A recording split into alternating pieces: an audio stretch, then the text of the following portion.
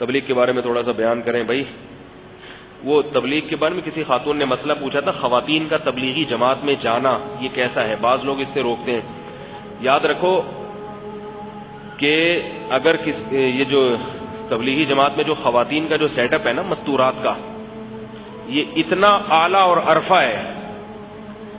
چند دن تک جو خواتین کو پردے کی اور اس میں جو ماحول دیا جاتا ہے نا، یہ اتنا اعلیٰ اور عرفہ ہے کہ میرے علم میں اس کا آلٹرنیٹ اور متبادل کوئی دوسرا نہیں ہے.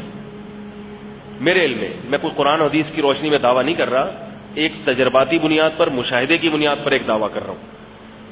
اس سے کیا فائدہ ہوتا ہے؟ خواتین معمولات پر آ جاتی ہیں، گھر میں تلاوت کا ماحول. تبلیغ میں 3 دن جب رہتی ہے نا تو وہ بہت سکھایا جاتا ہے.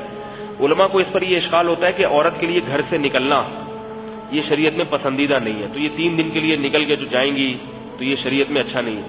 تو اصل بات یہ ہے کہ عورتیں گھر سے نکلتی نہیں ہیں. تبلیغ زمانے کے لحاظ سے آپ اگر دیکھیں نا تو اگر آپ اس کو 3 دن کے لیے تبلیغ میں نہیں لے کے جاؤ گے پھر دیکھو وہ گھر میں کتنا رہتی ہے، اور 3 دن کے لیے جماعت میں لے کے جاؤ گے پھر دیکھو گھر میں کتنا رہتی ہے. 3 دن کے لیے جو لے کے جاؤ گے نا وہ 3 دن تک گھر میں ہی رہے گی، کہیں نہیں نکلے گی وہ.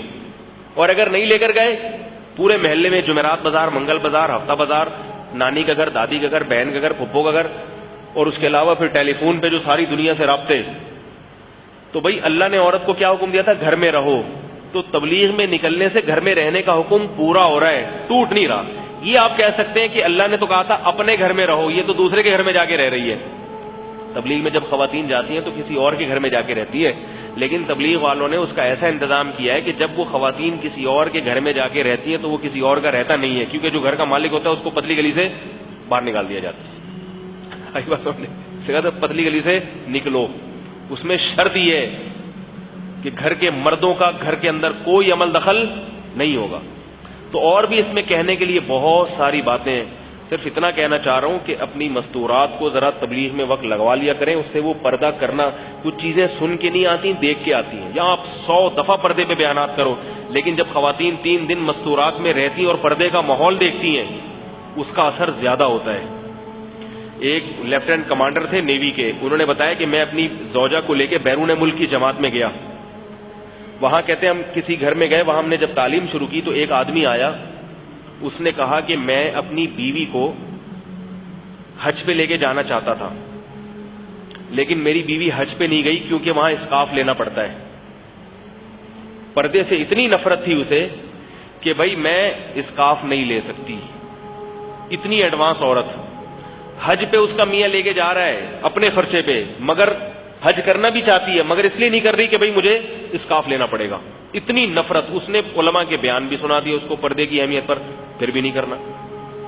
تو وہ کہتے ہیں کہ ہماری جب جماعت وہاں پہنچی تو ہم نے جب گشت کیا تو ان کو کہا کہ بھئی گھر کے مردوں کو کہ بھئی آپ اپنی مستورات کو بھیجیں. وہ اس کی بیوی آئی، 3 دن اس ماحول میں رہی ہے، اور کہہ رہے ہیں جو عورت چہرہ یعنی پورا جسم کا پردہ کرنے کے لیے تیار نہیں تھی نا، اسکارف تک چہرہ، حالانکہ اسکارف میں تو چہرہ کھلا ہوتا ہے مگر وہ اس پہ بھی تیار نہیں تھی، بال کھلے رکھنے والی. کہہ رہے 3 دن ہمارے ساتھ رہی ہے جماعت میں اور اس نے مکمل پردہ کر لیا، چہرہ بھی جس میں، ہاتھوں میں دستانے بھی. اور کہہ رہے میرا میاں میرے پاس آیا، وہ لیفٹیننٹ کمانڈر جو نیوی کے، وہ بتا رہے میرے پاس آیا، وہ کہہ رہے کہ بھئی یہ تم لوگوں نے کیا جادو کیا، میں اس کو حج کرا رہا تھا، یہ حج نہیں کر رہی تھی، اور اب یہ میں تو پہلے چہرہ کھول کے لے کے جا رہا تھا، اب یہ کہہ رہی چہرہ بھی نہیں کھولوں گی، میں ہاتھوں پہ دستانے بھی لوں گی. یہ کس کا اثر ہوتا ہے؟ ماحول کا. تو اس لیے خواتین جو جماعت میں جب نکلتی ہیں تو ان کو بڑا اچھا ماحول ملتا ہے. یہ وہ والا دور نہیں ہے کہ گھروں میں آپ ان کو بند کرنے سے آپ کہیں فتنہ نہیں ہوگا.